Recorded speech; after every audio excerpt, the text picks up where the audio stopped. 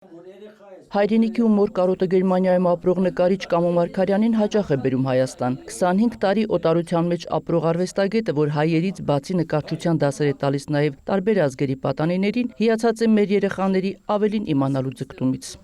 Մի անգամ նույնիսկ գերմանացիներից մեկը ասեց, բայց ինչի ես դու մեր հետ ուրիշ ձևով ես, նրանց հետ ուրիշ ձև։ Ես ասեցի, որովհետև մենք սովետական մենթալիտետի մարդիկ ենք, մենք շատ բաների հասնում ենք դժվար ճանապարհով։ Դրա համար իրանք ինձ հասկանում են, ես նրա մեջ տեսնում եմ տաղանդ, շնորհք, ուզում եմ դա բացվի, իսկ եթե ես ձեզ փորձեմ մի քիչ խիստ լինեմ, դուք էլ չեք գա։ Կամոն կոմպոզիցիաներ է անում, ասելիքը փոխանցում է բիբլիական ալեգորիկ տեսարանների միջոցով, աշխատում է զերծ մնալ հատկապես տխրություն փոխանցող պատկերներից, բայց միևնույն ժամանակ թաքնված խորություն է բացում դիտողին նկարի մոտ երկար պահելու համար։ Այդտեղ չկան ցեղասպանության տեսարաններ, այդտեղ չկան մարդկային դիակներ, բայց այդ ընդհանուր պատկերը ինքը տանում է այդ չորրորդ խորության մեջ։ Ես այս պատկերի միջոցով եթե ձեզ չտանեմ մի հատ ուրիշ հարթության վրա, ուրեմն սա ընդհանրապես մի հատ պատկեր է, ասելիք չկա։ Չի հասկանում նյութապաշտներին, դատարկախոսներին, որոնք ինքնահաստատվել են փորձում ժամավաճառության մեջ։ Ցավ է ապրում, երբ աղավաղված հայերեն խոսք է լսում։ Ասում է օժանդակ բայ է, որ գրեթե դուրս է եկել խոսակցական մայրենիից, մեր գոյն ու էությունն է, որից այդքան հեշտ հրաժարվում ենք։ Մեր խոսքի մեջ հարկավոր է են ասել արդեն։ Գնում է, գալիս է։ Որովհետև են ինքը ոնց որ մի կնիկ լինի, մենք կնքում ենք, ասում ենք գնում է, էության մասին ենք խոսում, խոսքը ուժ ունի, իսկ այն խոսքը, որ ուժ չունի, ընդհանրապես ելևէջներ են։ Նկարչի աչքերում փոխվել է գեղեցիկի ընկալումը, գրեհկաբանությունը ոչ միայն կյանքում է, այլև բեմում ու կտավներում, հարցնում է, երբ ոտնահարվեցին արժեքները։ Բանաստեղծին տեսնում են, ասում են, այս խփնված բանաստեղծ, այս 10 տարյան նույն կոստյումն է հագել։ Լսի, այդ 10 տարի նույն կոստյումով ինքը դարի հետ է խոսում։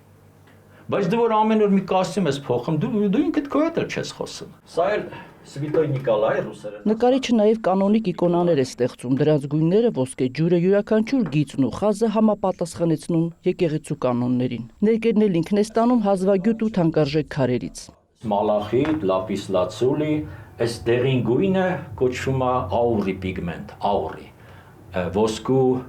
հանքաքարեր են։ Ինչ որ անում եմ, սա ինձանից չի, ես վերևից ստանում եմ, իմ ձեռքով ինչ որ նկարում են։ Գերմանիայում այդ ակադեմիայի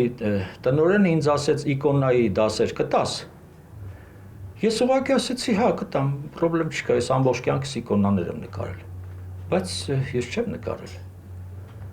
Ու մի անգամից, երբ որ ասեցի կտամ, ոնց որ այդ եզերքը բացվեց։ Կամոյին հաճույք է պատճառում հատկապես վնասված նկարները վերականգնելը։ Անվանի շատ նկարիչներ դիմում են այդ խնդրանքով։ Ասում է ռեստավրացիան էլ իր նրբություններն ունի, որոնք պետք է սրբորեն պաշտպանել։ Կարևորը, որ հեղինա, այ ռեստավրացիա անողը ոչ մի իր կնիքը չդնի վրան։ Չերևա, որ սա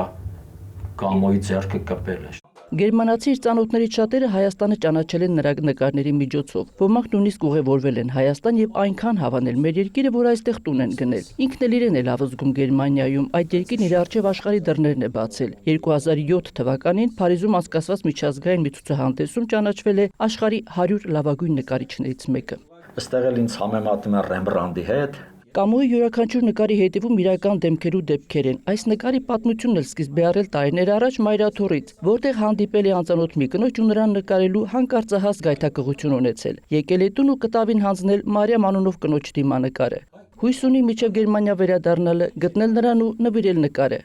Հայկուշ Ասլանյան, Հայկ Պետրոսյան, լուրեր։